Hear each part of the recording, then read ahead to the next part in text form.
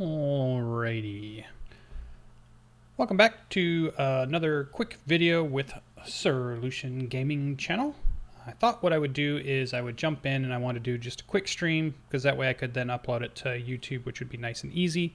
And this is a quick look at something I just got in my email just a couple days ago from Cubicle 7, who is doing the Warhammer Fantasy Roleplay RPG book, as we can see here. They're calling it the Warhammer Fantasy Roleplay 4th Edition Rulebook Preorder.pdf. So this is a nearly finished PDF of the Warhammer Fantasy Roleplay game, and eventually I'll be getting the hardcover or the print-on-demand version also. Although I don't know if they're using a hardcover or a soft cover like they did before, the original book. But what I thought I would do is I would just go ahead and jump in and show you guys a little bit about maybe what some of the differences look like, and I want to compare it to first edition. Now, I didn't play second or third edition because second edition was very close to first, but they kind of made a detour at third edition a little bit away from what the original one was. And now that we're on fourth, I'm kind of trying to see how far back they've gone to, which was my favorite game back in the day when I was a kid, which was the Warhammer Fantasy Roleplay book. You've heard me talk about it on this channel if you've been around, if you've gone to the Saturday morning D&D show. I've definitely been also there talking about it quite a bit, and I thought this would be a good chance. So what I have here is I have a PDF. I'll try to zoom in little areas here and there. I know it might be small on your screen at the moment, but hopefully everybody can check it out. If you've got questions, you can post them in the chat. I'll keep an eye on it over on my right-hand side. It might be your left as you're looking at it, and we'll just kind of jump through here. So here's the cover art that we've seen. I believe this is going to stay the cover art for Warhammer Fantasy Roleplay, which is, this is the piece because I think you can find another Warhammer Fantasy RPG, and I think they call it something different if you look it up. So there's a couple of versions floating around out there, and this one is the specifically Warhammer Fantasy Roleplay is the name of it. And then what we see down here has always been the tagline ever since the beginning of Warhammer, since this thing whole started. I believe it was in the 90s that this started, and this is when I bought this book and picked it up and wanted to play it. It's a grim world of perilous adventure, which I just love that kind of tagline. So what we've got here is it looks like we've got like a rat ogre attacking in a town.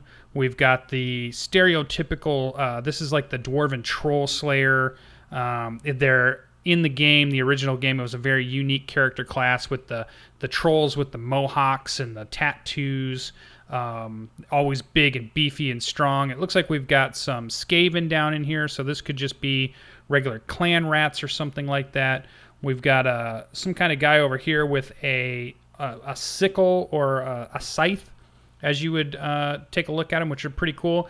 And what's interesting about some of the Warhammer Fantasy roleplays you might not realize is that a lot of times with character creation, you had several career paths that your character has followed throughout its lifetime. So it's not necessarily like you're just the warrior, the fighter, the cleric, or anything like that in Dungeons & Dragons. A lot of times you might have a couple of things that you were. One of them could have been a rat catcher, and then maybe you moved on to a night watchman, and then maybe you moved on to a grave digger, and at some point you became a knight or something even. There were like advanced, what they called advanced schemes or advanced careers that you could go through. So it's pretty cool. So we've got a really nice cover here that sets up what kind of adventure this is.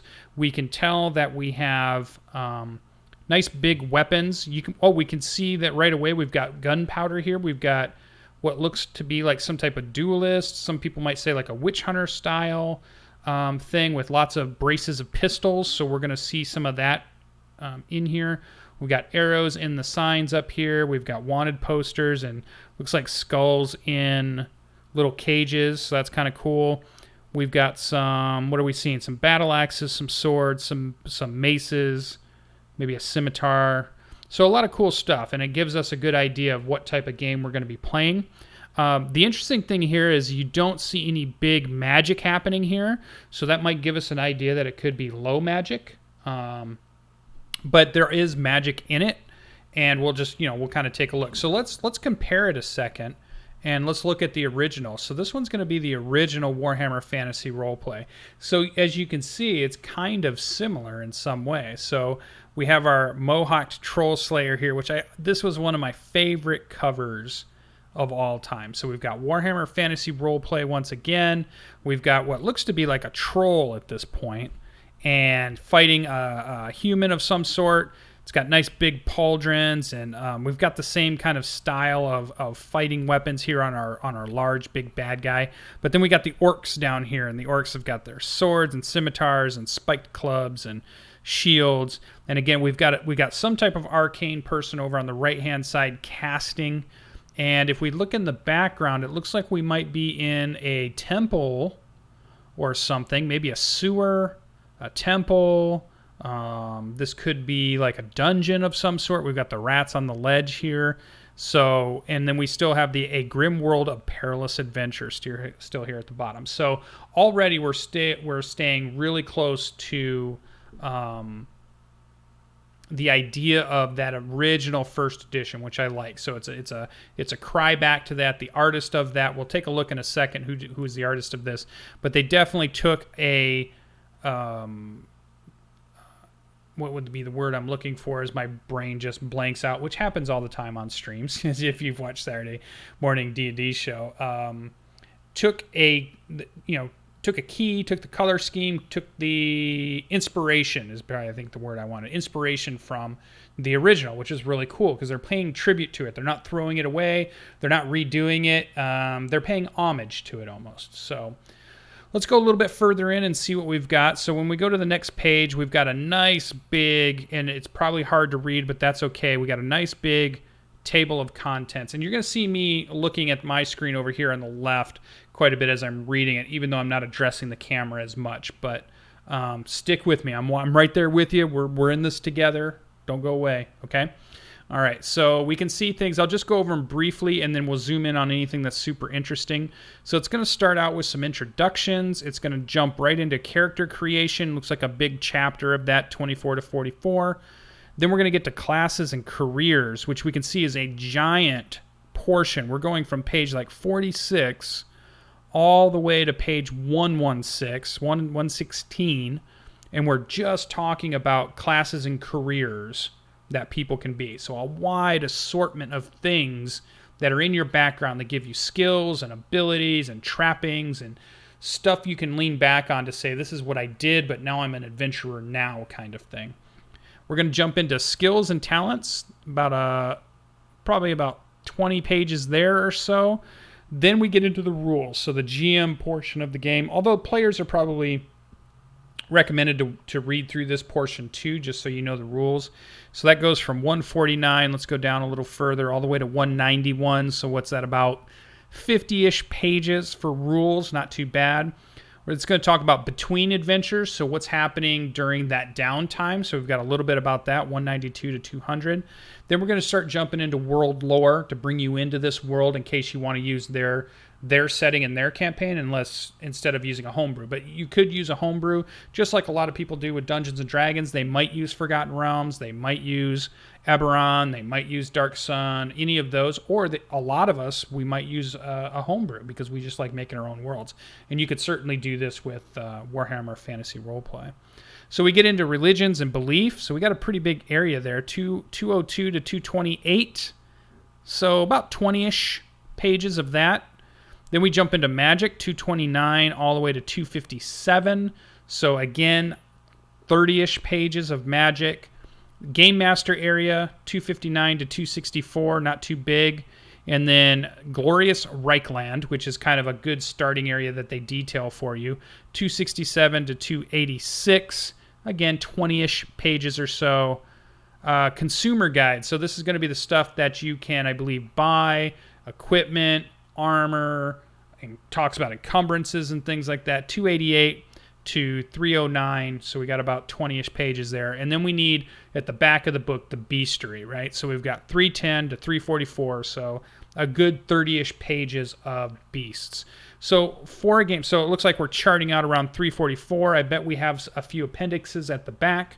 So the actual probably whole PDF is, yeah, it looks like 345 pages, and it might even be one or two more. Now this is the pre-order PDF, and from the email I got when I got this, Cubicle 7 said that they were still making some changes, so there will probably be an update to this PDF. So what's really cool, they delivered it through DriveThruRPG, and if you get it through DriveThruRPG, anytime they make an update, they can re-upload those PDFs, and you can get that free because you own the product. You're getting the updates to the PDF for that product, which is really nice. And then eventually, I think they said sometime next month or at the end of this month, although we're at 7/29, I can't imagine they're going to make any more July. It's got to be an August date at this point. We're going to see the printed version, and I'll get that also because I pre-ordered that. So I was really super excited about this. I'm hoping this is something that other people would want to take a look at because I think it's going to be super fun. All right, so that's our table of contents, and then we'll jump into here. We can see it's by Cubicle 7. This is obviously a UK publisher and a game designer, which is, you know, this has been true all the way up from the beginning. Everybody kind of knows Games Workshop, and I believe they've allowed some other companies to create games for them. I know they've allowed certain people to make board games for them. I know they've allowed to make let people use their computer game rights, and it feels like right now Cubicle 7 has the rights to this. And I think I've seen Fantasy Flight might have had rights at some point if we look at some of the other versions, and they might have had other printing houses or printing companies that they work with, whether partnered or in-house, that might have made different versions or settings of this. So, and they used to put out a lot of really good books for these. So I'm hoping that that trend is going to pick up now, that they're going to release 4th edition, and then we're going to start getting those really cool adventure books that they used to put out, and more Bestiary books and more magic books and all kinds of stuff. So we'll have to see. All right, so we can see that here, Cubicle 7, and then it jumps us into an introduction. So just as a reference, let's go back over and look at 1st edition real quick. And so when we got into 1st edition, talked about fantasy Warhammer Fantasy Roleplay, we get the Games Workshop at that time. It looks like Hogshead Publisher was the original. There we go. Also in London, as we can see. Oh, and does it tell us cover art there? Because that was one of the things I want to look for. Printed in the USA. You can email those guys. No, I don't see anything about the cover art yet. I'm sure we'll find something that tells us. And so right about page 3, we're just into, here is this game, The Old World. So we haven't even seen a table of contents here. Oh, we're going to see credits. Here's their table of contents. So in the original, they started setting up the world first. That was the first foundation, the first thing we see before you get to, hey, what's in this book, before we get to, here's your character creation, before we get to anything else. 1st edition said, let's jump into the old world. And we can see a little bit here. It gives us a story, not just like encyclopedia information, like something that Matt Colville's always talking about when you're trying to do your lore dump, right? You're trying to avoid your lore dump. If you're going to try to explain your world and your campaign to your players or to an audience, one of the ways you can do that that's more effective than encyclopedia entries of, this is this continent, and on this continent are these 5 races, and these 5 races do these things, here are these cities are this big. That's kind of like an encyclopedic way to dump information at your players. A better way is to tell a story that gets all of that across. So here we see Sven tried hard not to be so tense, but it was difficult. His teeth were clamped tightly, and his mouth was dry. His knuckles were white from gripping the hilt of his sword, and sweat ran down his forehead, making his eyes sting. In the flickering light of 3 torches, and in complete silence, he waited for Abraham to finish his work. Ooh, okay, so we've got something going on here, right? I won't go through all of that, but then we'll skip down a little bit. 4 young adventurers snatched from their homes and their safe careers by the lure of glory, easy money, and excitement. Sven remembered his own days as a fisherman, as if he were someone else's memories. Now he was Sven, the sword wielder. I almost said sword wielder, because we had a Sven in there. Sword wielder, a man prepared to journey even to the world's edge mountains. So we're starting to hear some of the stuff, but we're getting a story about it. So it continues on. It's something that we could take a look at. I'll let you guys get your version. There's a nice storyline here. It looks like they're trying to break into something. Something will probably go wrong. There was a scream of horror, but Sven was not distracted. So a lot of stuff's coming on. So they're setting the grim, dark, perilous world right here. Page 4. We're right into it, right? This is the original. And then we get to credits, which is cool. Let's see. Does it tell us art? Because we want to know who did the cover. Graphic design, Charles Elliott. Additional illustrations. Interior illustrations. Cover art, John Sibick. So John Sibick, if you're out there, if you're ever watching any of these videos, you may or may not be. Maybe I'll try to tag you in the Twitter announcement when I put this up on YouTube to see if you're out there. This cover art was one of the most iconic and memorable things for me as a kid, as a teenager, moving into my early 20s, late teens, early 20s, and I wanted to buy a game, and I played Dungeons & Dragons, but Dungeons & Dragons at the time had so many books that you had to buy, it felt like, to get into it, that Warhammer was on the shelf. It was one book. You could just jump right in, and it felt grittier.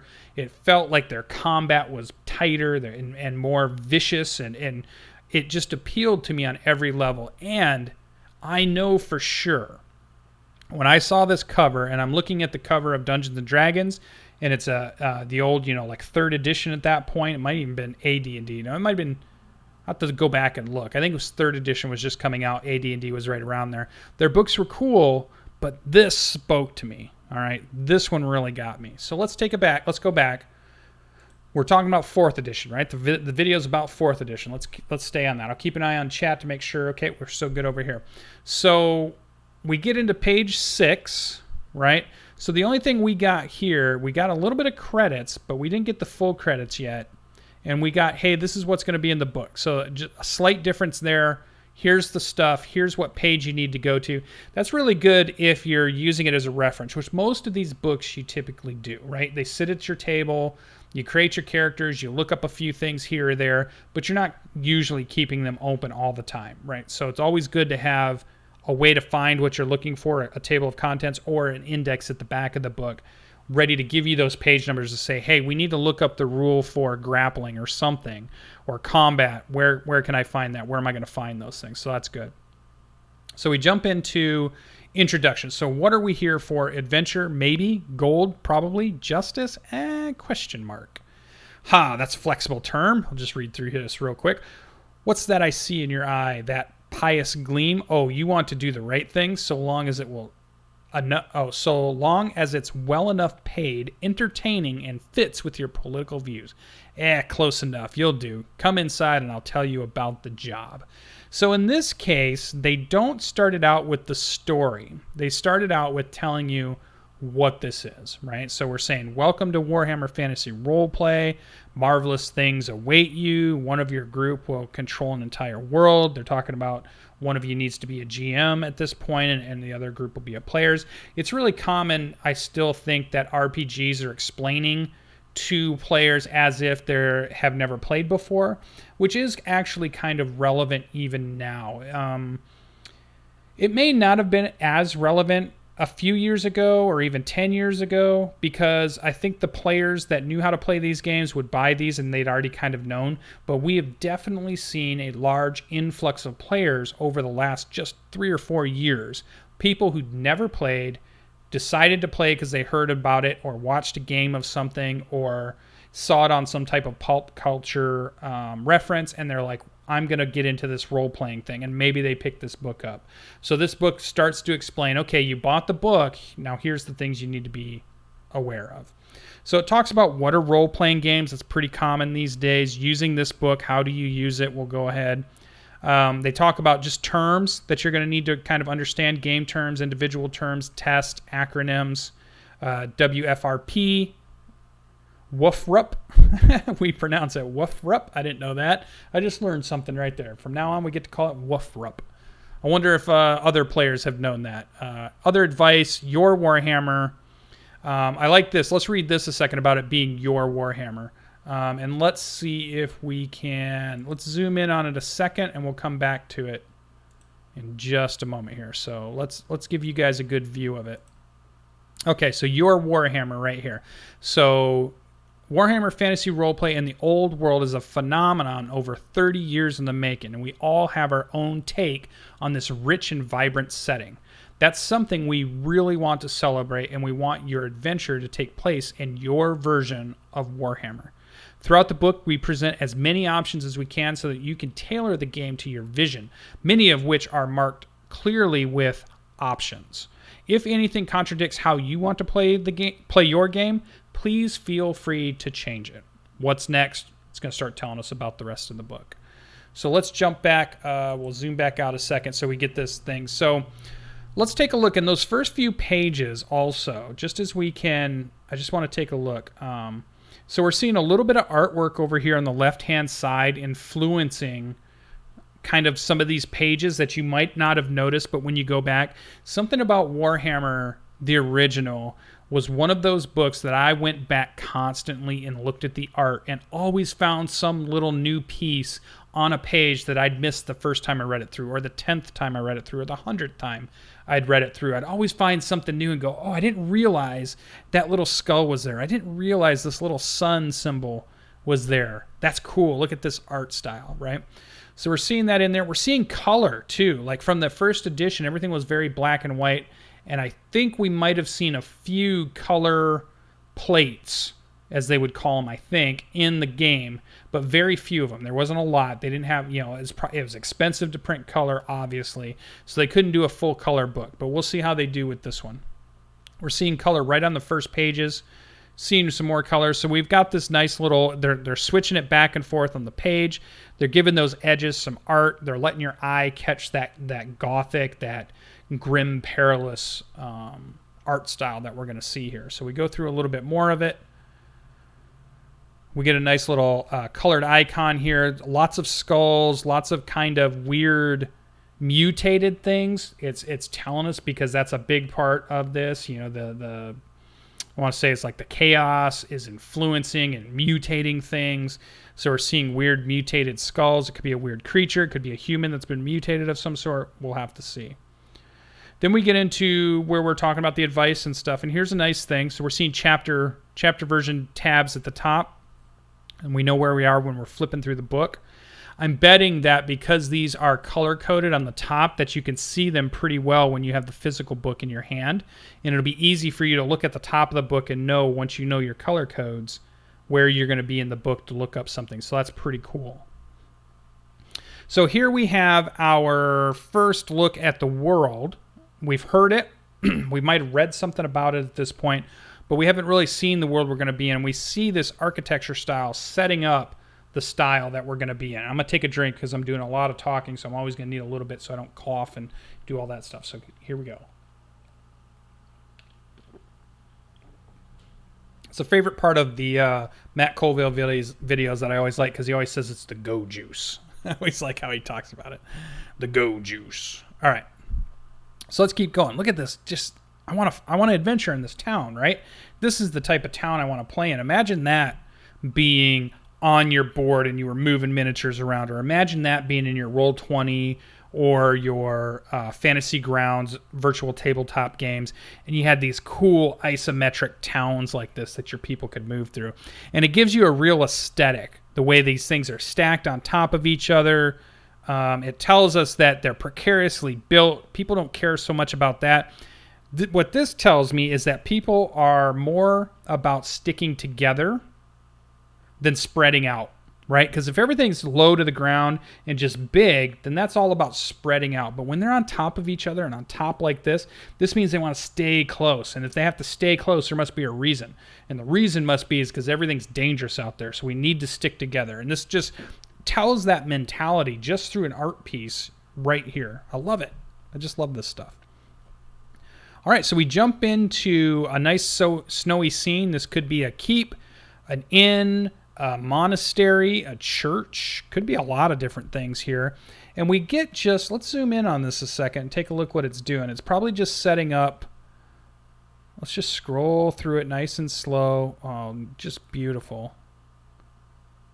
The borders of the glorious empire of his Imperial Majesty Emperor Karl Franz. IR, the impenetrable plate armor. Oh, Karl Franz the First, duh, are the impenetrable plate armor. He has erected to protect his people. That seems weird that they capitalize that he, but it looks like they're doing it because he's the emperor, so they're capitalizing anything that references him. He has erected to protect his people. The empire extends to the seas or until the land ceases to be worth, such as the wasteland stubbornly clung to by those fools in Marienburg. Ooh, so a different faction at this point.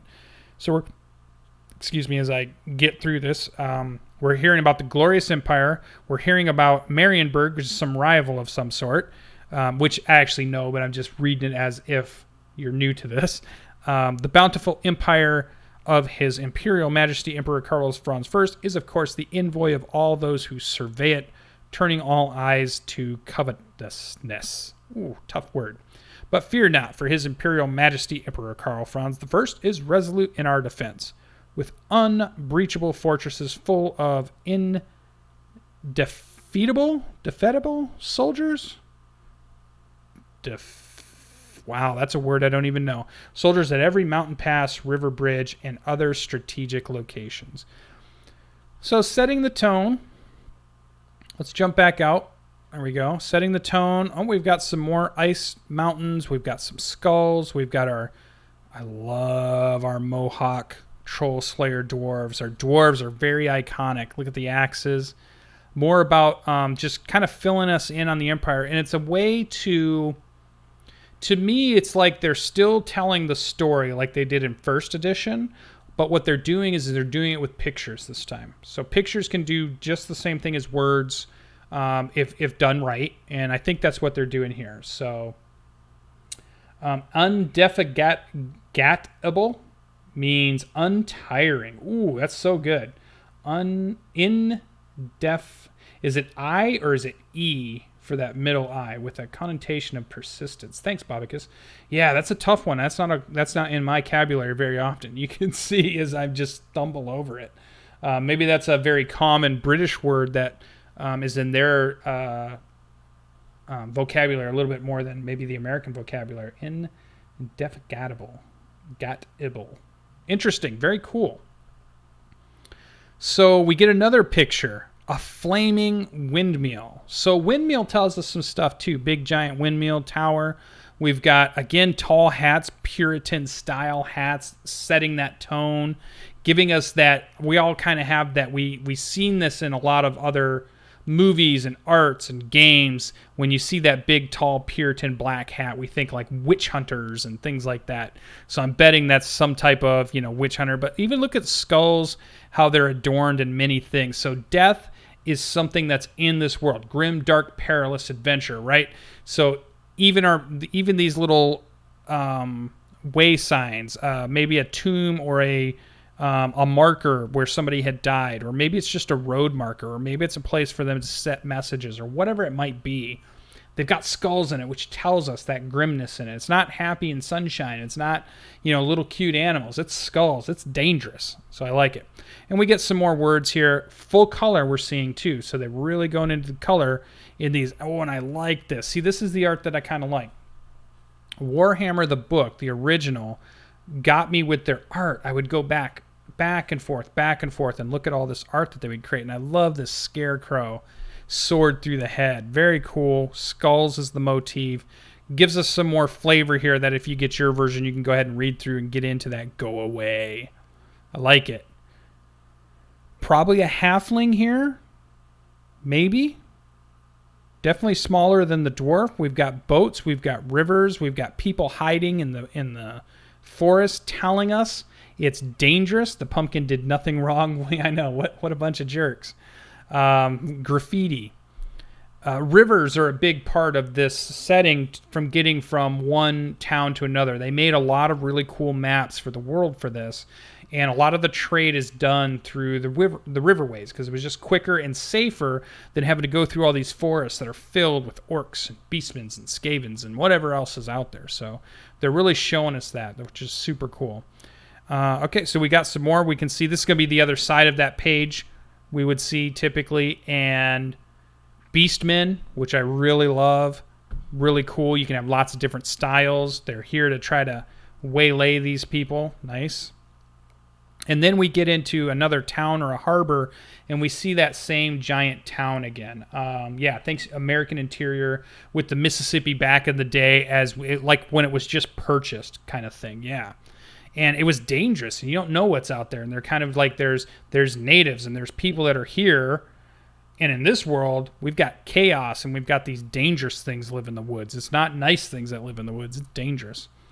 But we see some of the ship architecture to give us kind of a image in our head to kind of start setting the tone, setting the theme, giving us a year to kind of contemplate, similar to our own history. We can look at those type of caravels and merchant ships and get an idea of what type of time frame, what types of armor, and what types of things we're going to see, even though some of it will be exaggerated. We're getting more stuff about Karl Franz. And so they're telling us story using the pictures and a little bit of text. Look at the intricacy here. Look at all the stuff that's going on. We're seeing symbols of Sigmar here. You're going to learn about that when you get into this game system. We see our troll, who just seems to be walking through here. There's going to be our main character, which just seems like in this little storyline, little witch hunter-like person behind them setting up that Warhammer theme.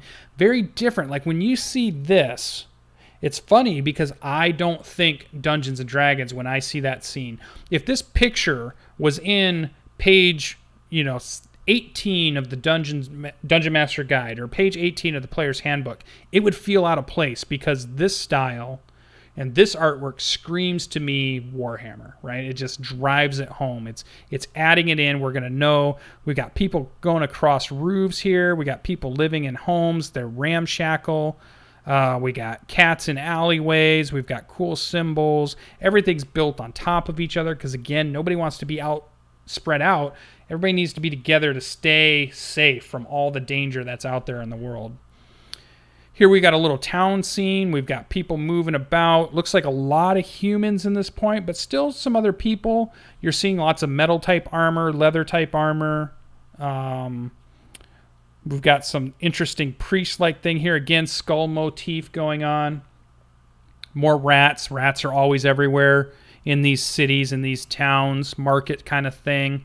So we keep going, and then we've got our players. They're heading somewhere in this town. Oh, they finally make it to the tavern as they've reached the tavern. And the story that's going on here, if you're reading just the pictures, is that this group was probably escorting or paid to take cargo and guard it from one spot to another. They were on the boat. They made sure it got there. Now they've probably gotten paid at this point. They're at the tavern. They're celebrating, and they'll be looking for their next job that they're going to do. So we've got a nice little tavern scene here. We can see our group. Lots of cool stuff. We're seeing lots of big hats. So we're seeing that kind of Renaissance era, but still dark. But a lot more color than we would have seen in the first edition. We'll go back and take a look at that in a second. We've got some letters to kind of get this idea of how currency or official things could be, how the Empire is very official and they write things very officially and they have very structured ways to speak with each other. So you're getting this idea that the Empire is at a certain level of technology, at a certain level of civilization, and if that's where you start your campaign, you'll kind of have an idea of where to kind of put your fictional positioning in for that. So we get some more stuff, and then we go a little bit farther. We get a little bit of blood probably here. And then we get to page 24. All right, let's get to the rules. We've told the story. We've set it up. Let's start doing characters, right? So by page 24, we get to character generation. And I probably won't go as slow through the whole thing. I just want to start out nice and easy as we look at things, and then we'll speed up as we go. But let's just kind of go back over to first edition again. Let's look at those first few pages, right? Because the first page here, second page, that's kind of like telling the story without the picture, black and white. I still love it, right? But still setting up what's going on with the art. We get into credits, we get into our contents, and here we got a map. So here's a nice thing that they added in the original version that we see, where are we actually going to be? And so if they're talking about the Empire, we can see, okay, here's the Empire. And when they said something about Marienburg, they made kind of a disparaging thing about Marienburg. I believe that's over in this area. Yeah, there's Marienburg right there. Right at the bottom of the empire, moving into Bretonia. So very interesting. Now, many of you might say, well, I know a lot about this world because I played Warhammer Total War, or I played some of their video games, or I played their tabletop game, or I've read their books. There's a lot of places to learn about this area. So you may know quite a bit of this. Now, the newest role play part of, or the fantasy part of Warhammer right now has moved into what they've called the Age of Sigmar, which is when this world has been destroyed through catastrophe, and the game currently sits at what has happened after that. It does not look like the role play game is happening during the Age of Sigmar, I don't believe. I think it's happening before that, as far as I can tell. So I'm going to take my another drink here. Whenever you're talking on these and you're just going on and on, you got to keep going or you start coughing and all that. Stick with me as we keep going here. Chew on some ice. What's Matt Colville always say? The go juice. Got to do some go juice. All right, so we're seeing the crescent moon again motif. Now, I think that's another thing that caught me is I've always liked the crescent moon as a symbol. Whenever I'm able to add a shield symbol or have to create a symbol for myself in some type of fiction, or when I'm playing a video game, like I play a lot of medieval video games and RTSs and MMOs and that kind of stuff, and you could make your own symbols, I always look for that crescent moon because it was always the symbol I really liked, and I see a lot of it in here. So, of course, Warhammer draws me in. So let's see what we get by the time. So right here, we're on page 9, and we get to using the rule book. What is a role-playing game? The action, the fantasy world, the playing area. So we get that piece. We have the same thing. So even back in the 90s, they're explaining it to you just in case you don't know what a role-play is. Stay hydrated. Yes, that is true. Got to stay hydrated. Scenarios, winning and losing, creatures and characters, the dice, multiple dice and modifiers. We're having to explain some of that stuff. It's interesting we didn't see too much talk about the dice in the other one. It might be that they're leaning on people understand dice these days. So back then, wasn't always true. And this one was a little different because it did a lot of percentile style game versus what a lot of the games out at the other time were D20 style systems. So this was a percentile style. So we get into player section, page 1. It talks about another, it's interesting they give us another kind of just a sheet that shows us what's in it, but no real page numbers. It would have been better if it had been page numbers here. But again, remember, this is first edition back in the day. We get into what the characteristics are because we're going to start creating a character. 0 level characters and their profile, the 4 races, how do you pick your race, and then that's kind of where we start to actually build. And I think once we get through these charts, it should say in here, yeah, it starts getting into. So even at that point, we're starting character creation. Looks like around page 13. Black and white. Let's look at some of that art again. Let's go back just real quick. So let's look at the arts right from the... Okay, so here, I love this, right? Nice, some diversity, right? Remember, this is the 90s, but we at least got men and women fighting, humans that we see here so far, right? That's good. I like that. We got cool swords and daggers. We're seeing, basic kind of long sword styles, straight swords. But I like the art style. It spoke to me because it wasn't cartoony. And look at the faces, right? It felt grim. That's where they're giving that grim look, that frown that they want. Got blood on the sword. We know this is serious business. This isn't just taking hit points off of something. This is blood and gore is going to happen in this, right? So what are they fighting? They're fighting some beastmen, and they've got some crazy guy up here. Who knows what this is? Some type of cultist, priest, necromancer. Maybe a necromancer because we have an undead person here. Something bad, whatever it is. Can't see its face. It's dark. But it evokes dark, perilous adventure. Mutants of some sort, right? Because these are beastmen, but they're not the same. They look slightly different. So we're getting that idea that things are being mutated and can be different and can have lots of different looks to them. And we have a cool skeleton. Look at that skeleton. That's really just well done. The armor. Oh, it's so good. I love the helmet. I love this old artwork. I'm telling you. So we've got the map, nice old style map that you would have found, medieval style map. Lots of words, no real art here. Notice in the other one, they're definitely making sure art adorns every single page, right? There's always something there keying you in to what's going on. Pictures of some dice. Then here we go. We have that scene, right, of our adventurers walking through the forest, but something lurks. It's not safe. This is not a safe forest. This is a dangerous forest. All forests are dangerous. I love it. I love how this sword's in his shield or his backpack is slung, but he's got a weapon ready. This is saying, hey, we don't just walk around willy-nilly here. This guy here with his staff could be a wizard, could be a priest, who knows? It just looks so good, though.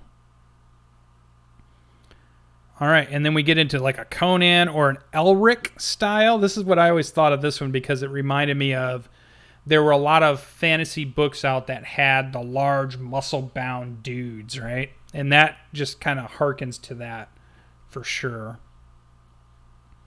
All right, so we're seeing that. Oh, here's some city. So we're still seeing it was tall buildings at that point. Let's skip through here. Nice. Oh, here comes my dog to visit me. A flying ghost ship of some sort. Look at these things up in the skies. Who knows what these are? And then we get into the career. So we'll come back to that in just a second. So let's talk a little bit about character creation.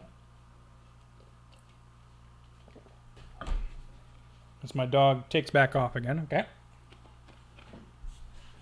Let's readjust just for a second. So character creation in Warhammer Fantasy.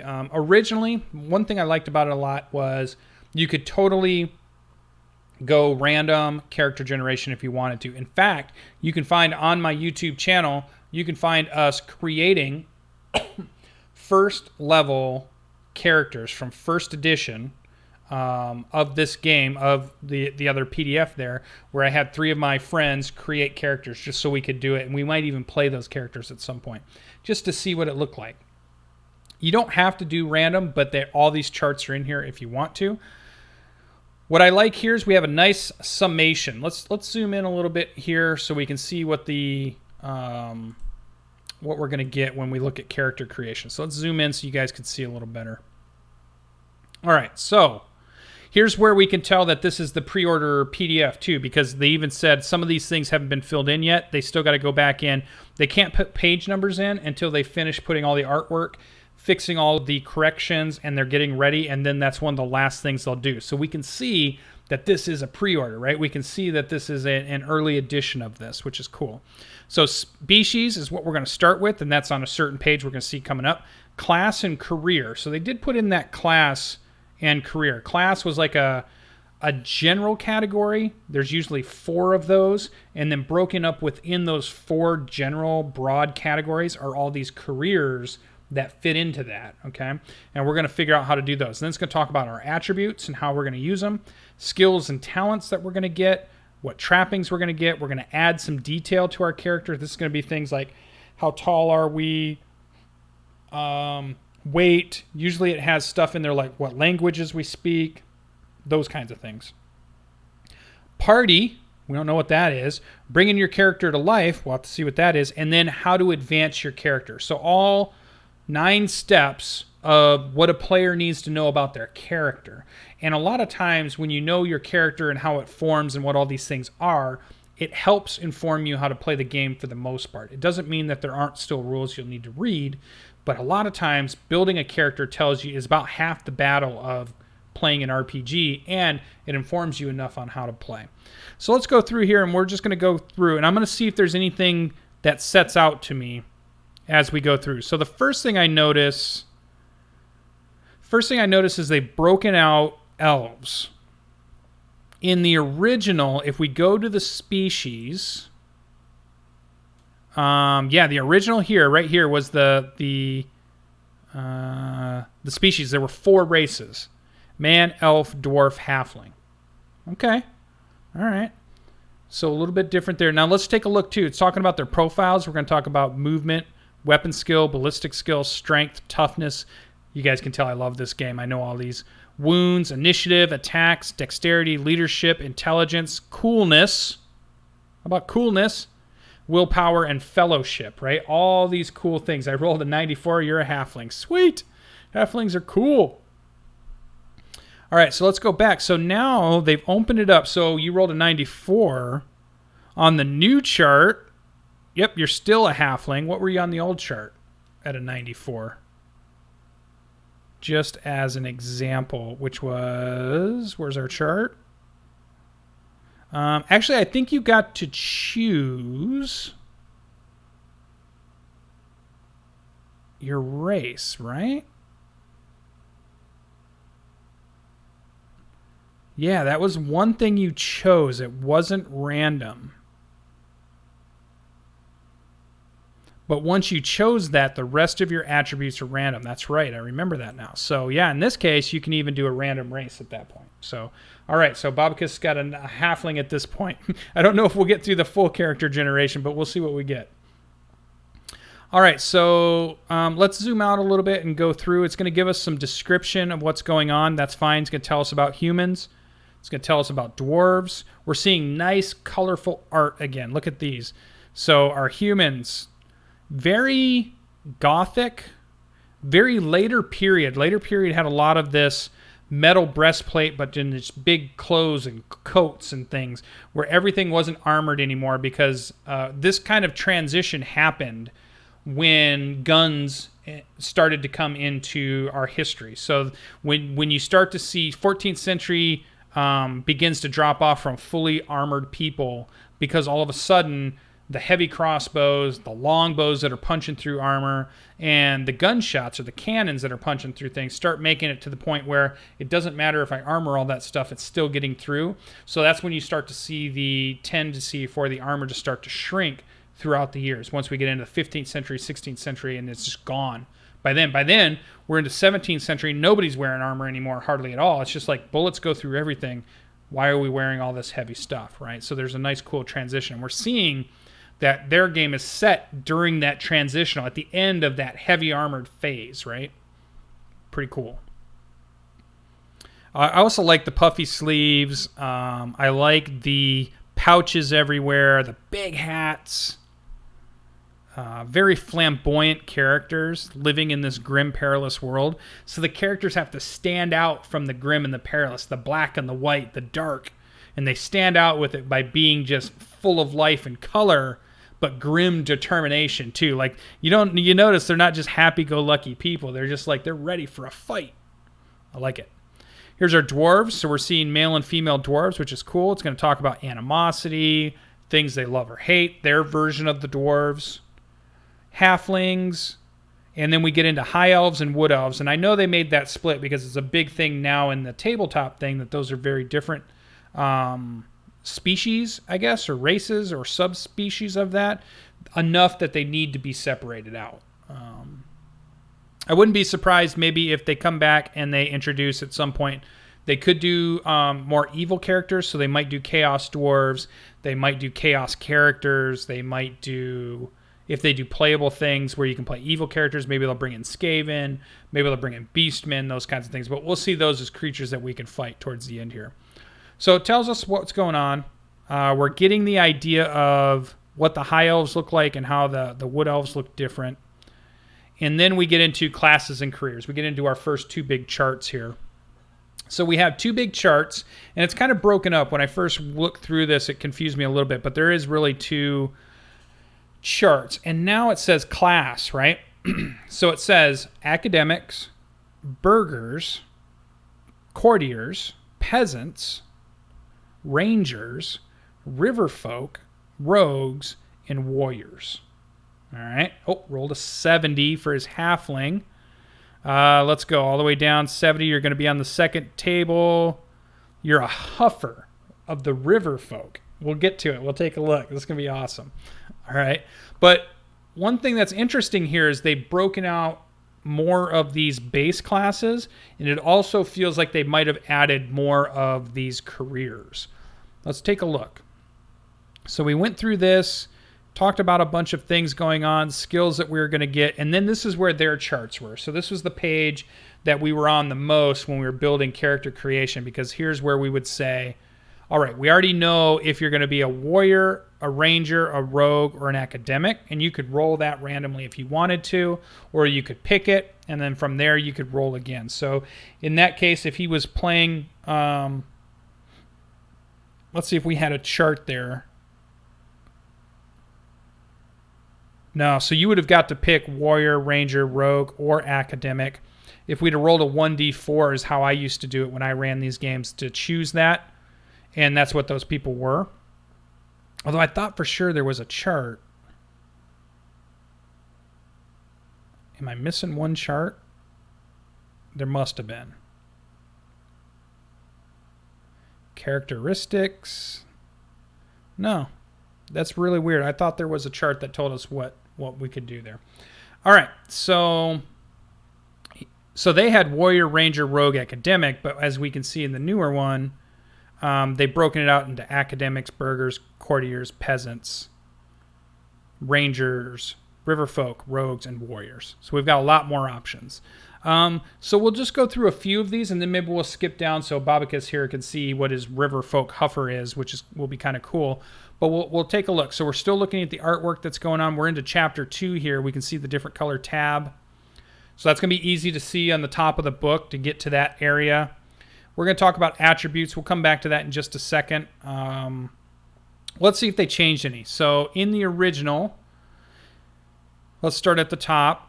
Everything started with movement was the original one, I believe, and then it jumped to weapon skill. So we still have weapon skill. Ballistic skill is still there. Strength and toughness, initiative, agility, dexterity, intelligence, willpower, fellowship. So it's close. It's not the same. And in second edition, they had switched it over also. Like dex became agility. They got rid of the dex, as you can see here. So that became agility. They got rid of coolness, willpower, and fellowship. Would they just combine that into willpower and fellowship, it looks like. So they got rid of coolness. But pretty close. So not too far off from the original at this point. Wounds is in there. Movement is in there. So, okay, so those are all our characteristics. Let's keep an eye out for some good art as we go through. Skills and talents. Random talents. You get, usually you get a random talent, I believe, depending on your age is what it used to be. Skill represents areas of trained learning or experience. You get a list of skills and talents as provided in Chapter 4. And then you would roll. And somewhere in here it probably tells you how much you roll. So you may choose 3 skills to gain 5 advances. Each species have a variety. You gain each talent choice if there's a choice once. Any random talents are determined by the random talent table. Oh, it's going to say down here. So, like, because of our halfling, he gets 2 random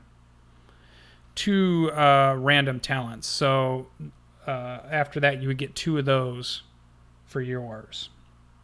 And yes, there was all these other rolling that you were doing for the 2D. Halfling would have done 2D10 plus 10, 2D10 plus 20. He just rolled all those to work out his stats. So he's going to be able to get to his stats. And then would be able to get to his talents. And actually, I say his. It could be his or hers. Babakis could be a name for anybody. Theirs. I'll use they. How about that? I'll try to remember that. Their. So we got a 34 and so linguistics and a 90. 90 sounds good, right? Supernumerate. Sounds like you're going to be a smart character to me. It's going to be a smart halfling. I like it. Then we get into trappings. Now, trappings are your class gives you a set of trappings.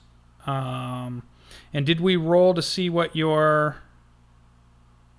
Oh, yeah, you're the huffer and you're river folk. So you're going to get the river folk trappings, right? So once we get down to river folk trappings, we would see you would get things like cloak, clothing, dagger, pouch, sling bag, contains a flask of spirits. We've got a nice picture of coinage here. Cool. Talks about adding some more trappings, adding some details about your name. If you need some names, it looks like it's giving you dwarf names, elf names, human names, halfling names. There we go.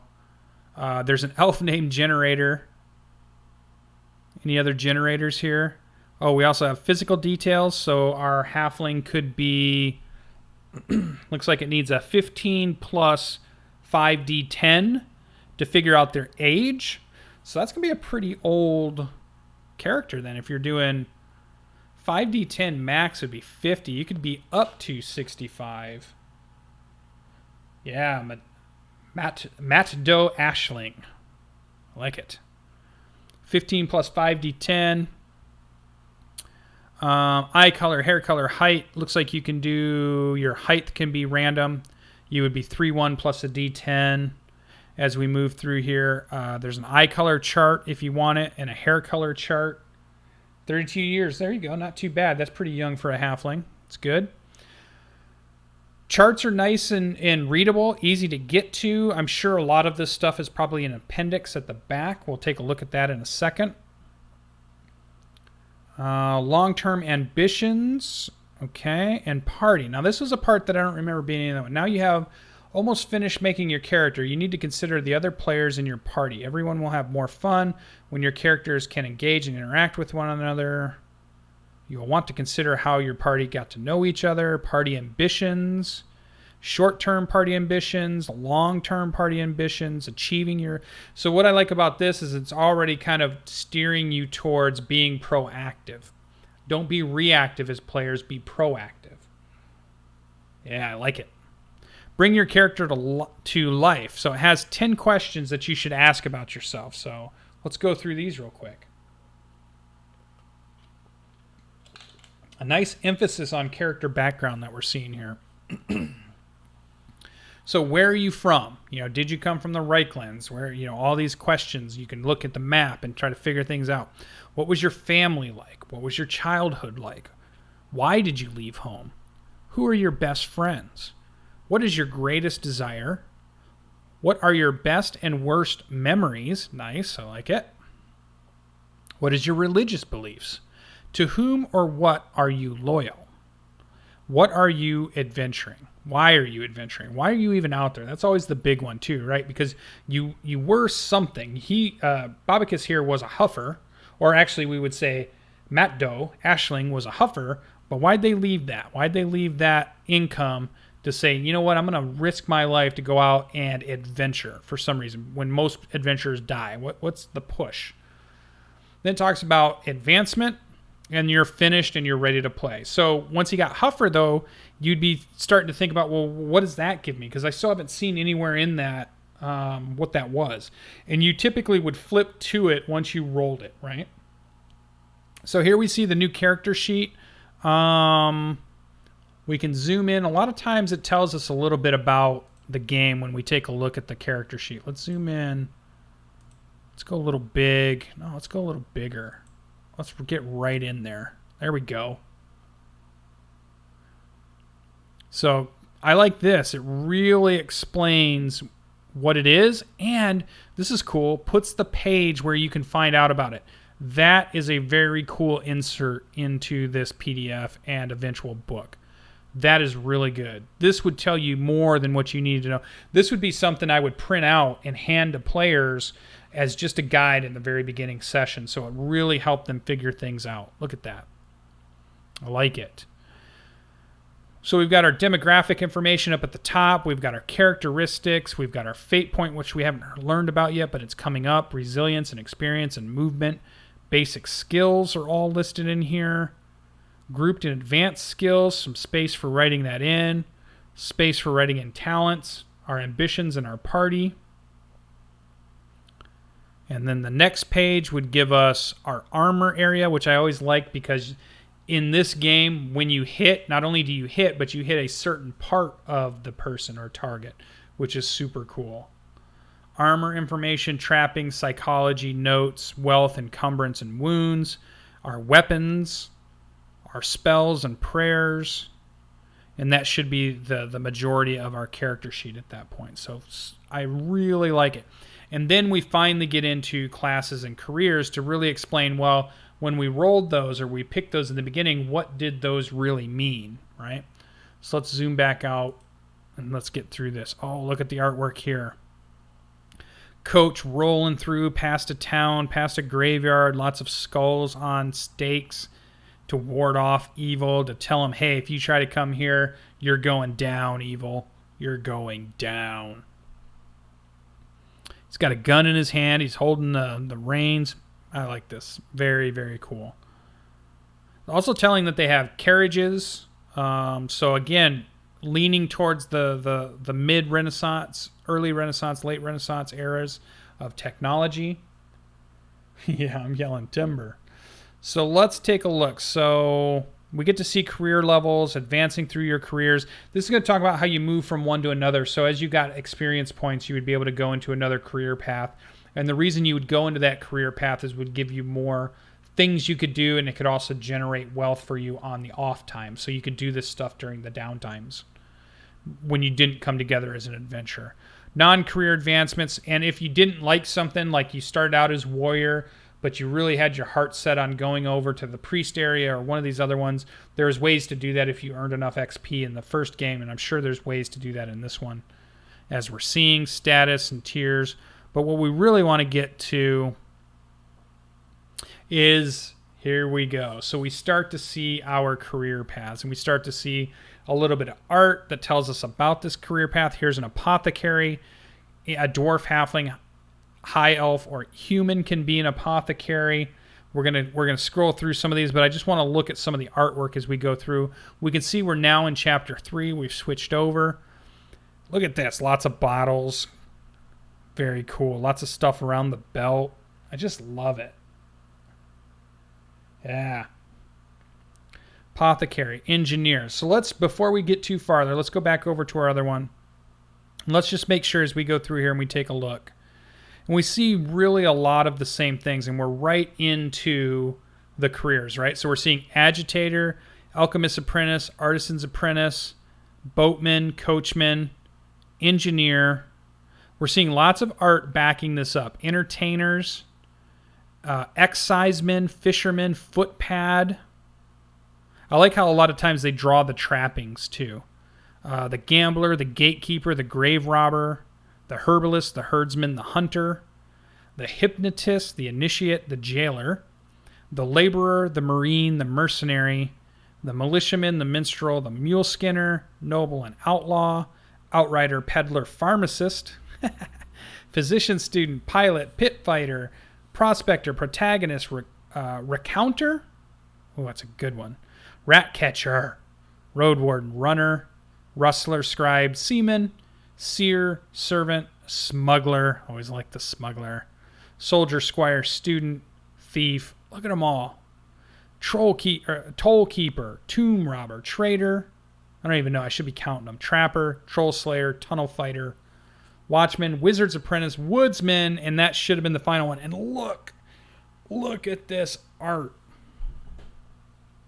I loved this picture in the original book. I believe in the original book, this one's colored. It's one of the colored plates, I think. And it's just, I love the axe. I love the sword. I love the whole look of this thing. It is so good. All right, so we saw what we had there. So here we have apothecary. And now these are going to be broken up into the academics first, is what we're looking at right now. So these will be the academic careers. So apothecary. So in the other one, they went alphabetical full on. Didn't matter if you're a warrior, priest, or any of those things. Warrior, academic, thief, or I forget what the other one was. But this one's going by the actual, what they call the class first. So this is the academics. Engineer, lawyer, a nun. All right. I want to be a battle nun. Let's do this. Physician, a priest. Look at that. That is so good. A scholar, and a wizard, right? So these are all in the academics. And then it moves to the burgers, right? And I don't know what that word is. I'd have to look it up. Maybe somebody knows it. Bobicus, maybe you know that one too. The burgers. Burghers. I wonder what that is. But it must be Well, let's see if we can figure it out while we're looking at the classes. So an agitator is in this. An artisan, okay, a beggar, an investigator. Maybe these are like townspeople, townsfolk, merchant, rat catcher, because these are all things that you'd find in the bigger towns.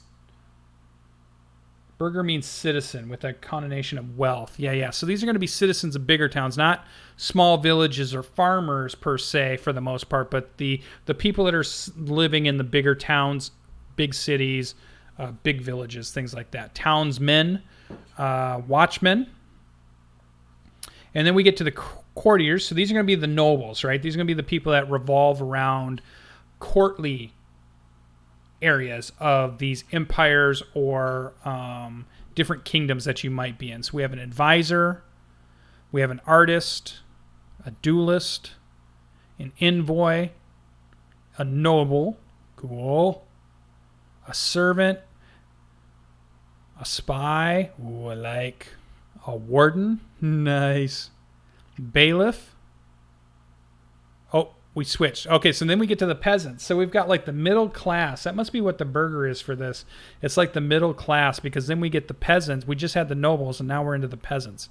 Bailiff, hedge witch, herbalist, hunter, miner, mystic, scout, villager, bounty hunter. Nope, we get to rangers now at bounty hunter. So we're into the rangers at this point. Bounty hunter, coachman. These are the people on the outside of the towns. Entertainers. These are the people going between towns. Flagellant. Come on. Look at this. This is crazy. That is so good. Messengers. Peddler. Road warden. Yeah, these are the people that are moving between towns. Witch hunter. And then we get to river folk. Here we go, Babacus. This is what Babacus rolled up. So we've got the boatman, the huffer. We finally got to it. So you pilot ships and boats through the most treacherous waters of the old world. Let's zoom in so you can see it a little better. Let's go 150. Probably is pretty good. There we go. You should be able to read that. Huffers are specialist river guides with expert knowledge of local river systems. They are a common sight near the most dangerous stretches of the Empire's rivers and can command significant wages for what many view as easy work. Others view it as cheap compared to the potential cost of lost cargo. Many huffers specialize in a single notorious stretch of water, while others make their money at certain times. And you might wonder, why would you need a pilot on a river? And one thing that I think a lot of people don't recognize is that most rivers aren't just winding one lane kind of avenues of travel. A lot of times there's a lot of tributaries. There's a lot of branches that come back together. A lot of times they can flow out and then come back with a lot of intricate areas. If you do like the Amazon or the Nile, those type of rivers, you can get lost in that stuff. People have gotten lost in that style of river. It's not necessarily just the idea of like the Mississippi River, which is like this big swath of river that just, you know, you're not going to get lost on it. You're either going up it or you're going down it type thing.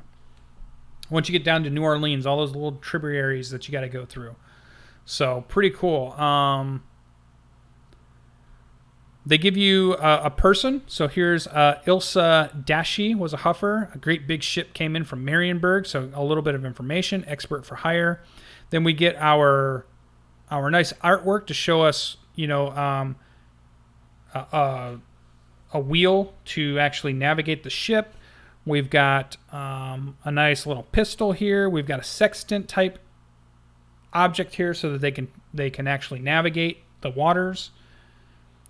Something in the back here, maybe a grappling hook, possibly boarding hook of some sort. Nice flamboyant hat that has a fishing lure on it, has an anchor, has a bunch of maps probably for the different rivers and things. So all very cool, very neat thing. What you're going to get is you're going to get river guide. So here's some things that are different. Your skills: consume alcohol. Babacus, you have a skill called consume alcohol. Is this cool or what? gossip, intuition, lore, local lore, riverways, perception, row, swim. Talents, fisherman, night vision, orientation, waterman, night vision. That's kind of cool. And trappings, you're going to get a hand weapon, which usually is a boat hook, a storm lantern, and oil. Silver 1. We'll have to figure out what that even means. Some more skills and talents and trappings. Silver 3 and Silver 5. So these must be advancements where you go from River Guide to Huffer to Pilot to Master Pilot. And you're getting this additional things here. So they've definitely changed how the scheme has worked a little bit. And they call it an advanced scheme here. Here they've got symbols to show some things are going to happen, but we haven't seen what those are. Those are going to be in the rules. A little bit different than how they did it before. River Woman. Let's zoom back out and let's get through this. Oh, that's a good picture. Seaman, smuggler, wrecker. Come on. Come on. This is so cool. We jump into the rogues, the bawds, the charlatans, the fence, the grave robber, the outlaw, the racketeer, the thief, and the witch. Then we get to our warriors, cavalrymen. Look at that guy. Isn't that cool? Yeah, wreckers are awesome. Guard, knight. Oh, we're going to get the Knights of the Blazing Sun. You can get to all those cool things. Pit fighter, protagonist. Protagonist. Protagonist is supposed to be the good guy of the story, right? That is true. They do only profit. Yeah, in fact, the wreckers were terrible people because they would put false lights up out on the lakes and the rivers to try to fool people who were using those to navigate from the lighthouses and to guide themselves in at night. And what it would be is a false light would bring them onto a place where the ship could wreck. And when it would wreck, the wreckers would go down, kill all the people because they couldn't have witnesses, and steal the cargo. Terrible, terrible people. Good. Slayer, soldier, warrior, priest. Look at this picture. I'm going to take a drink here, and we're going to look at that one for a second.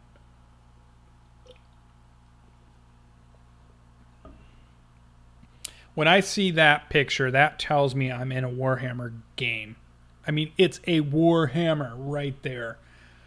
This does not look to me like if this was in the Dungeons & Dragons Player's Handbook, I would immediately be thinking about Warhammer Fantasy Roleplay if I saw this art in their book. It just screams to me Warhammer. Love it. Love it so much. And then we get to skills and talents where it starts to tell you what were these skills and talents that you picked up from your careers. So we see a lot of cool things. The only thing I'll do is jump back to the original. Let's just take a look at something that was close to the Huffer. Probably was the... Let's just see something that would have been similar, but maybe not quite the same.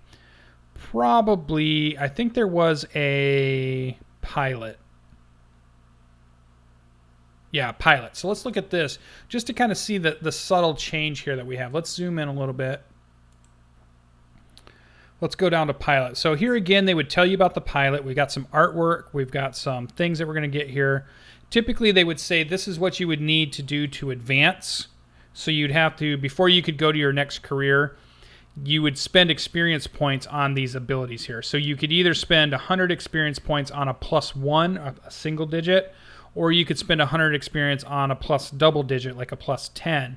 And as you spent that, so maybe you would have to go on 1, 2, 3. Well, you might get 200 or 300 experience per session, per adventure. So if you got, say, 2 sessions in, you got your 600 experience, you'd be able to go 1, 2, 3, 4, 5, and you could spend your next to go to your career exit. And if you spent that next 100, you could then go move over to navigator, recounter, sea captain, or smuggler. And you could start working on those things, which is pretty cool. Tells you what skills you get here and what trappings, leather jerkin, rope, a rowboat. You get your own rowboat and 2 lanterns. So this was a way to really build. And this is like in other games where you're building your background. this is kind of that thing. But I always liked the style of this. I always liked the way that there were so many of them. You didn't feel confined. This felt very wide open and you could make lots of characters from this stuff. It was just really super cool. All right, so let's jump back over. Let's start jamming through this so we can wrap this up.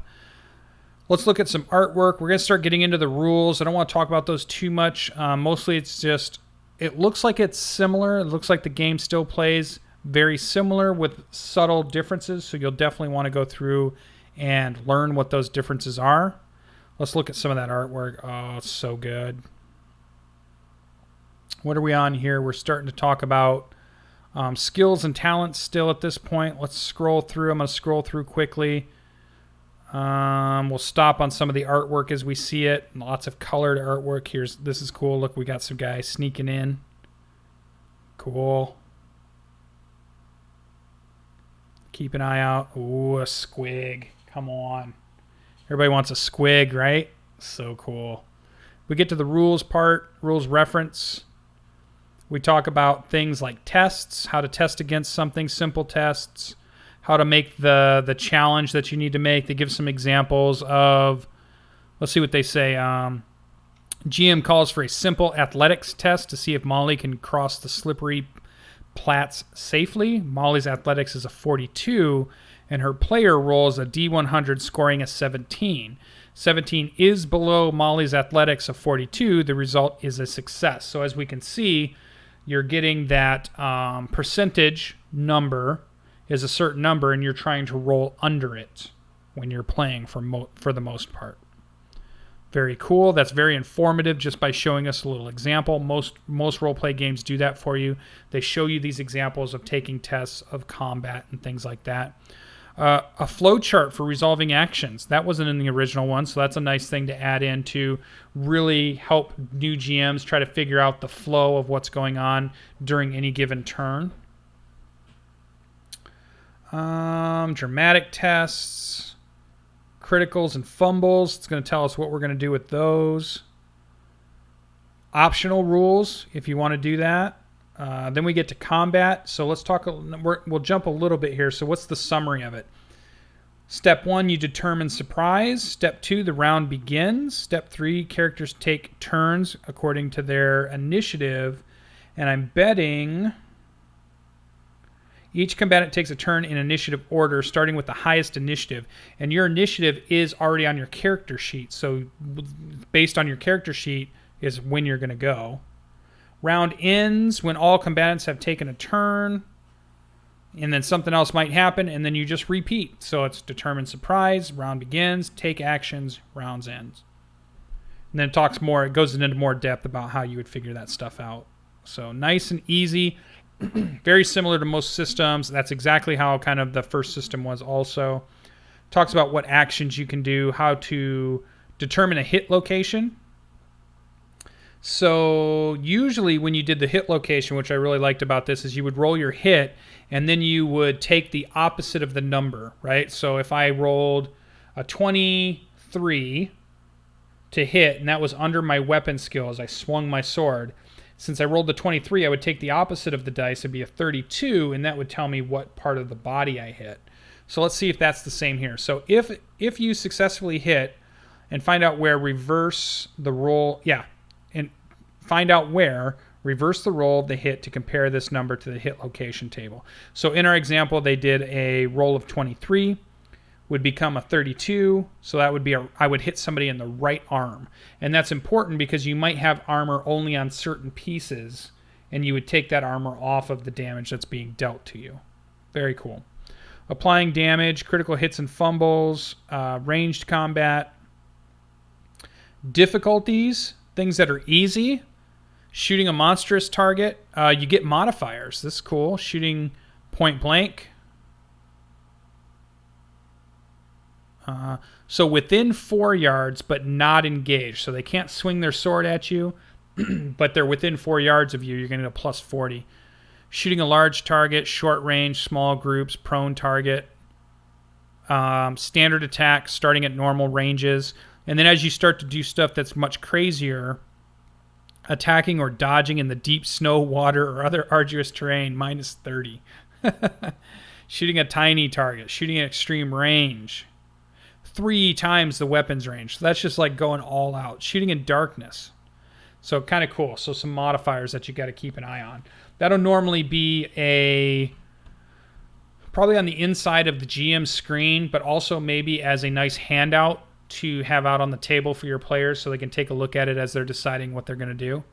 And they can get a good idea of what their modifier is going to be when they try it. Combining difficulty, shooting into melee. Here's some rules for that. Grappling rules options, mounted combat options, unarmed combat, 2-weapon fighting. Advantage, gaining advantage. What do they talk about advantage here? I'm guessing their advantage means flanking and things like that. Not like Dungeons & Dragons, how the new 5th edition talks about advantage being given to you by good role play from your GM. Advantage is secured each time you win an opposed test. That's right. You used to have to figure out who won the combat during the round, who did the most damage or who took the most damage was the loser, and then the winner had an advantage going into the next round. So there was some momentum that you could carry from round to round.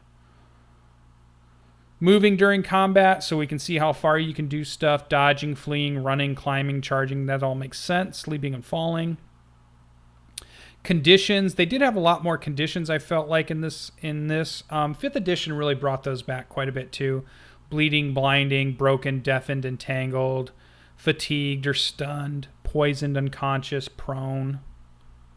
Fate and resilience. Now, fate points were a little bit of a difference. It was something that got popular in a lot of games that were coming out in the mid-90s, early 2000s, where you had this ability. It's almost like a token in the arcade where you had one more extra life, or you had one more reroll, or you could spend it to get some more damage, or you could spend it to make the other person miss, those kinds of things. Change fate to your advantage using these points, and you could earn them throughout playing the games. All right, hang in there with me. If you're watching on YouTube, I know it's going to be a pretty long video. We're already at 1 hour and 24 minutes. I didn't want it to be that long, but I just wanted to go through and take a look at it. I probably should have made it shorter, but what the heck? We're just going to keep going. Ooh, look at this scene here. Nice. Guns out. 2 guns. We keep seeing lots of 2 pistols, so I'm hoping that we can fire 2 pistols in this system. Let's hope that's not an oversight, that they're like, no, you can only fire 1 pistol. And we're like, no, all your artwork shows 2 pistols. Fighting zombies and undeads. Ooh, so good. Critical table. I always like these 2. When you hit a critical wound, you would roll on the table and you might lose an ear or an eye or an arm or a leg or who knows what happens. So many good things in first edition. It would describe it very viscerally too. It gave you a very descriptive thing that happened to you. This looks like they pulled back from that a little bit and are just telling you. They're keeping it a little more clinical, keeping it a little more above, the goriness of it. But the other book had a lot more goriness to it, which I loved. Healing hands, broken bones, how to heal. So we're seeing that. Amputated parts obviously can happen. Medical attention, corruption, because chaos is prevalent in this whole world and universe, that you have to be careful that you don't get corrupted. So that's a whole big thing. What that does to you, your mental disease and infection is big during this too. Medieval, if they're going to go after that medieval kind of tone, you're going to have a lot of disease spreading and squalor and sickness. And terror, being afraid, hatred, those kinds of things. Between adventures, here's that thing where we talk about what happens in between each adventure. So this is that downtime, how to spend your downtime. Let's get going through. We're just keeping an eye out for some good artwork. Nice. Endeavors and latest news and reputation. Then we get to the religion and belief. You guys can always look this up. They've got the chaos gods in there. We're still Emperor, Sigmar. So that's all the old gods. It talks about the classic gods now. So these all look like names I recognize. Yeah. So that's very similar, but it hasn't moved to the Age of Sigmar stuff. So this is definitely before that. Cults. That's cool. They don't call them the Church of, they call them the Cult of. Ooh. Dwarven ancestors and gods. Chaos gods. Then I think what we're getting into is miracles. So this kind of starts to feel like divine manifestation. So this is kind of like the clerical priest magic. Witch doctor magic, probably. Theism. Yeah, all gods are hostile, and offering and praying only serves to temporarily stay their wrath. Yeah, that's this world for sure. Grim and dark. So these are kind of forms of spells that we're seeing, but they're miracles at this point. So you get a range, a target, and then a duration and a description. That all seems pretty standard. Then we get into the true magic, where it talks about the winds of magic and the aether, where it comes from, how it works, how people manipulate it. Oh, look at these. Lots of cool... Look at that. Very Egyptian. Very nomadic, desert-like. Yeah, these are really cool to give you that really feel that they're very different from each other. The different lores. Oh, look at this guy. Lore of Fire. Elven magic, dark magic, witchcraft, warp stones, second sight, all kinds of stuff. Very cool. Channeling, dispelling, using warp stone. That's all cool. Spell list. They're going to put the page numbers in eventually. Well, here's a nice... what is this about? The lore of metal, the lore of life, the lore of heavens. So our symbols and colors. The spell formats. So we get into the spells. We won't go into too many of them. Animal friendship, dart, drain, dazzle. Protection from rain, rot. Arcane spells. Color magic. That's different. I don't recall that. Let's go here. Let's see what... I don't recall. We're going to have to scroll a ways. Here was the original character sheet. I had so many of these printed out, and I built so many characters using the roll tables in this. I had just folders filled of these things that I never got to play, but I never... ever stopped having fun just rolling up random characters and thinking about their stories and who they were and how I would play them if I ever got the chance, even though I never did for most of them. I just love it. This is just so nostalgic to me. But let's keep going. We wanted, this is Game Master stuff. Yep. We're looking for magic. These are the advanced careers, which I don't think there's advanced careers in the first book. I'm betting that's going to be a second book that they put out. Armor and weapons. I always like this too because you could really get the picture of the weapons, and the picture of the armor was in the book. It didn't just assume you knew what a halberd was. It didn't just assume you knew what plate mail was or chain mail was. It showed you what they were in the original. Okay, here we go. Magic. So in here, magic, you had spells, petty magic, battle magic, elemental spells, necromantic spells, druidic, demonologist, illusionist, clerics, and then items. Yeah, so nothing about color that we just saw over here. So that's new. So they've done some changes to the magic, it looks like. It'd be cool to learn about that. And then more Game Master stuff. How to run. This is good. Normally when you get to this section, this is about how to set up your session, how to set up your adventure, how to set up your one-shot, how to set up your campaign, what to expect, how to handle certain things.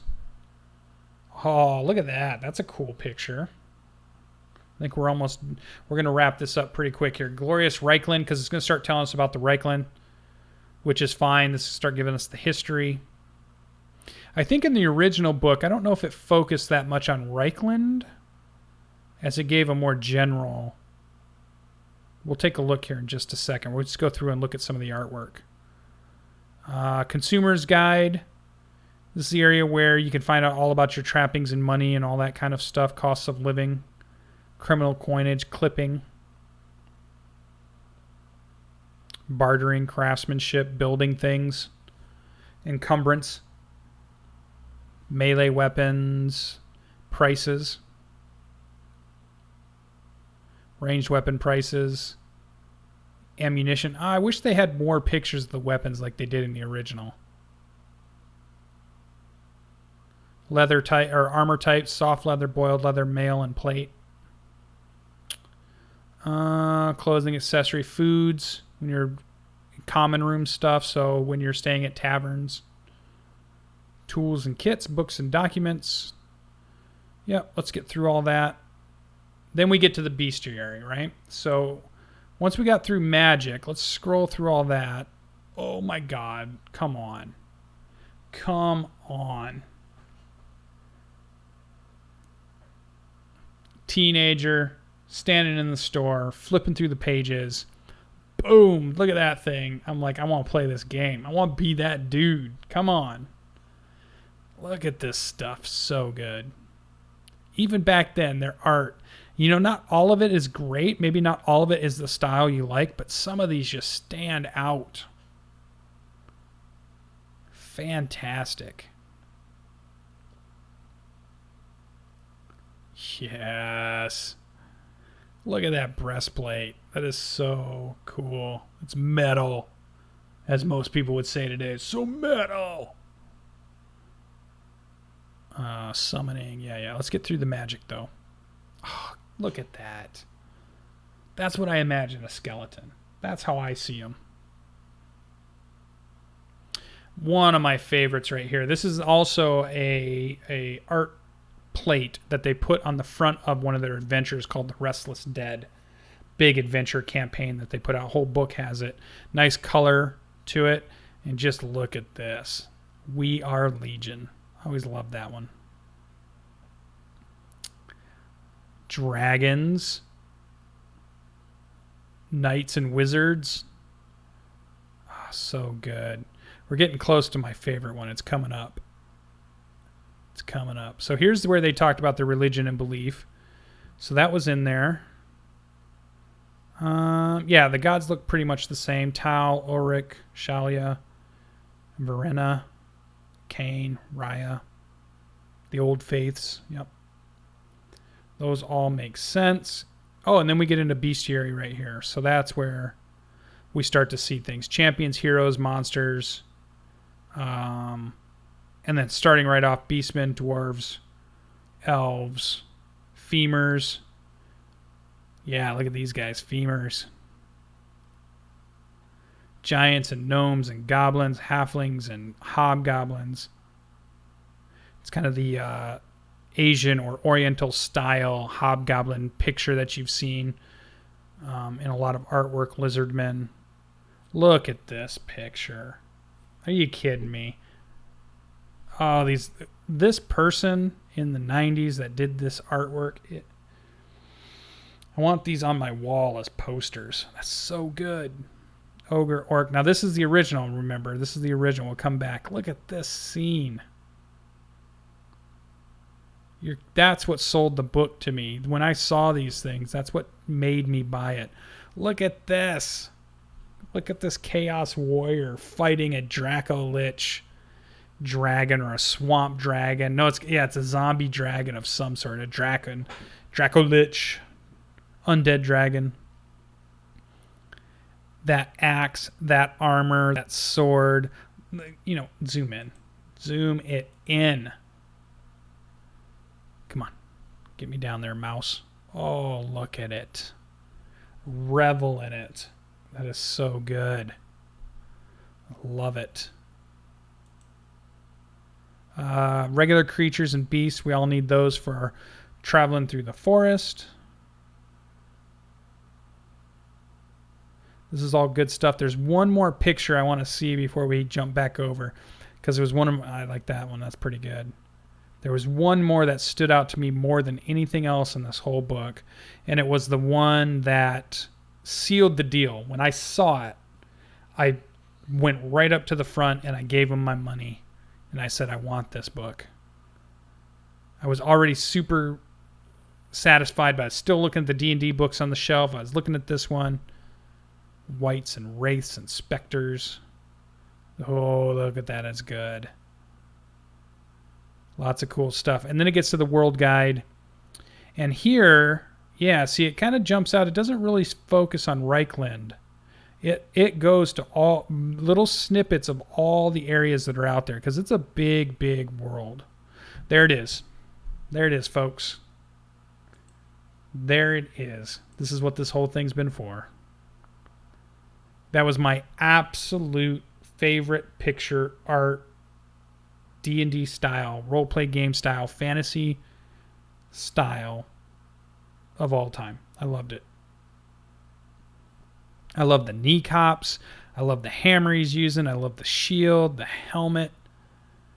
Oh, I loved all of this. I used to spend hours redrawing this, trying to draw it myself. I started tracing it, and then I started freehand drawing it, and I would reproduce this picture all the time. I would just redraw it all the time. It made me want to draw. Like, it was the one thing that as I was a teenager, I was going to get into it, and I never did. I didn't keep up with it. I'm not an artist. I can't draw at this point. I never stuck with it. But this was the thing that made me, I want to be an artist. I want to be able to do this. I want to be able to build something like this. It was so good. Loved it. All right, let's flip back over. Let's end this up. Let's get through this. So Bestiary we see here. So we're seeing some good information. People of the Reichland. Ogre, interesting. Black Bella, Pole Dankles. Animals, all right. Oh, I like that dog. Beasts. Cave squigs, come on. Dragons. Fen beast. Femurs. Griffins and hippogriffs are very prominent in this setting. So it's enough to get started. It's not crazy. Let's look at their orcs. Their style of orcs are always unique because to me they're always the big, broody, muscle-bound, almost like Hulk orcs, which I've always liked. Snotlings, goblins, love it. A smaller goblin. Because goblin wasn't small enough or rinky-dink enough. We need snotlings. Cool skeleton. Look at their zombie. Ooh, a dire wolf. Look at this thing. Ooh. Crypt ghouls. Varghoul. Carnwraith. Tomb Banshee. Yeah, see, they're starting to bring in those units that you can play with in the fantasy game from the old. I remember all that stuff. Beastmen. Ungors. Minotaurs. Mutants. Cultists. Look at this dude. Chaos Warrior of Nurgle. Come on. Demons. Daemonites of Slaanesh and Khorne. Princes. Ratmen. Here we go. Clan rats and Stormvermin and rat ogres. And then it talks about the traits. I think we're getting right to the end here. So they don't give us a ton. They give us a blank character sheet. And we're at the end. That is it. So that has been a quick preview. 1 hour and 41 minutes into this. A preview of the Warhammer Fantasy Roleplay 4th Edition Rulebook pre-order PDF, which there will still be some additions. I don't know. They may put in more beasts. They may put in some more pages that have some other things. It looks like it's mostly done to me. It looks like they're ready to put in the finishing touches, maybe some more artwork here and there. They might have some full panel artwork that they're going to throw in and surprise everybody with, and then they'll probably be ready to send it to the printer and ready to go. Yeah, because you know what I didn't see? They had credits at the beginning, but I feel like they didn't have like full-on credits that talked about these were all the people that did the art, and these were all the people that were the writers. So I'm betting that stuff is still getting done too. where we saw that on the finished book of the original one. So Warhammer Fantasy Roleplay 4th edition rulebook, pre-order PDF. That's a look at it. That's a quick kind of run through of what you might get. You can wait to either get the PDF out on Drive-Thru RPG, which is in pre-order now. I don't know if you can get it right now and they'll send you the PDF immediately or not. I pre-ordered this about 3 months ago, and from their website. I didn't even realize it was going to go to Drive-Thru RPG, but then they sent me the link to get it. And then I sent a tweet out to them, and Cubicle 7 came back and said they still hadn't narrowed down their printing date yet, so they weren't able to announce the exact date for that.